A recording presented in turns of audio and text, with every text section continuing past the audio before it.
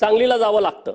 आता collector office तर तिकडे आपण नेऊ शकत नाही, जिल्हा परिषद नेऊ शकत नाही, पण काही कार्यालय आपण जतला नेऊ शकतो। आणि म्हणून आपल्या माध्यमातून आरटीओचं काम करण्यासाठी जेव्हा जत तालुक्यातला जत पासून 60, 70, 80 किलोमीटर वरती जे बालगाव सारखं गाव आहे, सोनलगी सारखं गाव आहे, हे जे कर्नाटक बॉर्डरवरची गाव आहेत, त्यांचं जाण्या येण्यामध्ये खूप वेळ जातोय, त्यांचा पैसा नाहक जातोय। एकदा काम नाही झालं तर दोनदा तीनदा त्यांना सांगलीला जावं लागतं। आणि म्हणून आपल्याकडे कराडला जसं आरटीओचं कार्यालय आहे, बारामतीला जसं आरटीओचं कार्यालय आहे, फलटणला तुम्ही नव्यानं आरटीओचं कार्यालय मंजूर करून दिलेलं आहे, तशा पद्धतीनं नवीन उपप्रादेशिक परिवहन कार्यालय जत साठी आपण मंजूर करावं अशी मागणी आपल्या माध्यमातून मी सरकारकडे करत आहे। दुसरा विषय अत्यंत महत्त्वाचा आहे। माननीय देवेंद्र फडणवीस साहेबांनी केंद्र सरकार आणि राज्य सरकारच्या माध्यमातून ऊर्जा खात्याच्या माध्यमातून सर्व कृषी पंप हे सोलरवरती आणलेले आहेत। ही खूप चांगली बाब आहे, परंतु त्यामध्ये काही त्रुटी आहेत। म्हणून आपल्या माध्यमातून सरकारकडे माझी विनंती आहे की ग्रीड कनेक्टेड कृषी पंप ही नवीन संकल्पना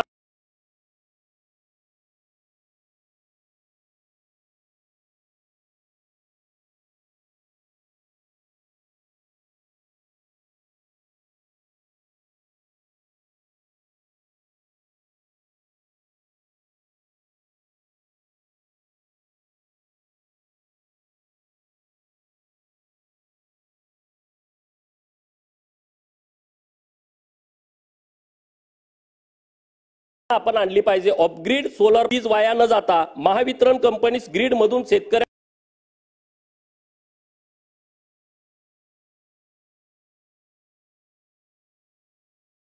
एक्सपोर्ट करता येते व कमी पडल्यास ग्रीड मधून परत इम्पोर्ट करता येते। शेतकऱ्यांना योग्य दाबाने विद्युत पुरवठा होतो, ट्रान्सफॉर्मरवरील लोड कमी होऊन ट्रान्सफॉर्मर जळण्याचे प्रमाण कमी होतं, लघुदाब व उच्चदाब वाहिन्यावरील तसेच डिस्ट्रीब्युशन बॉक्सवरील लोड कमी होऊन बॉक्स जळण्याचे व तारा तुटण्याचे प्रमाण कमी होतं। तोटे काय काय आहेत, म्हणून या बाबतीमध्ये सरकारकडे माझी विनंती आहे, ऑफ ग्रीड सोलर पंप ते ग्रीड कनेक्टेड कृषी पंप करण्याच्या बाबतीमध्ये सरकारने त्वरित निर्णय घ्यावा। अध्यक्ष महोदय, मला एक 2-5 मिनिटं वेळ द्यावा वाढवून अशी मी विनंती करतो। दुसरा विषय अत्यंत महत्त्वाचा आहे। मेंढपाळ माझ्या तालुक्यामध्ये मोठ्या प्रमाणात आहेत, राज्यामध्ये पण आहेत।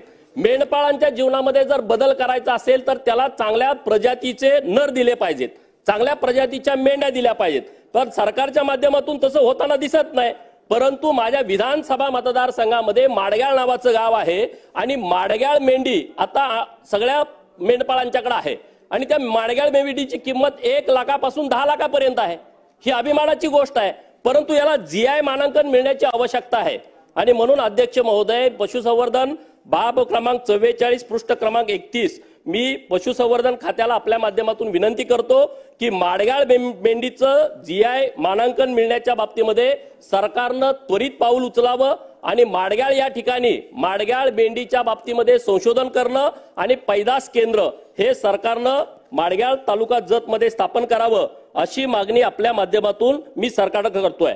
एक खूप चांगला निर्णय सरकारने घेतला होता पशुसंवर्धनच्या माध्यमातून। या महाराष्ट्रामधल्या मेंढपाळांना महाराजा यशवंतराव होळकर महामेष योजना आणि दुसरी एक चांगली योजना केली की जून, जुलै, ऑगस्ट, सप्टेंबर मध्ये पावसाळ्याच्या दिवसामध्ये फॉरेस्ट विभाग त्यांना तिथं चरायला मुभा देत नाही आणि म्हणून आपल्या सरकारनं त्यांना चराई भत्ता जाहीर केला होता।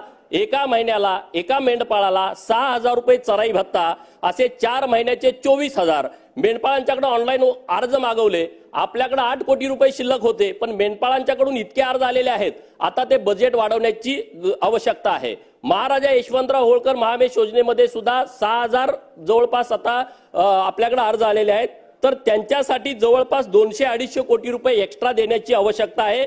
ते पैसे मार्चच्या बजेटमध्ये आपण उपलब्ध करून द्यावेत अशा सरकारला सूचना द्याव्यात।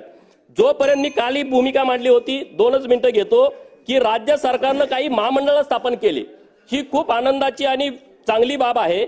या महामंडळामध्ये सिंपी समाज, लाडशाकीय वाणी समाज, लेवा पाटीदार समाज, गुजर समाज, गवळी समाज, लोहार समाज, नाथपंथी डवरी समाज यांच्यासाठी एक भटके विमुक्तांचं महामंडळ स्थापन केलं।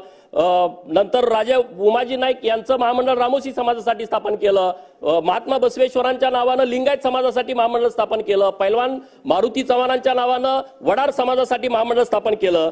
परंतु अध्यक्ष महोदय, आता हे महामंडळ स्थापन झालंय, परंतु त्यांना चांगले अधिकारी देणं, एमडी देणं, तिथं लागणारा सगळा स्टाफ देणं, त्याला पैसे 100 किमान कोटी रुपये या महामंडळाला देणं आणि त्या महामंडळावरती या समाजातल्या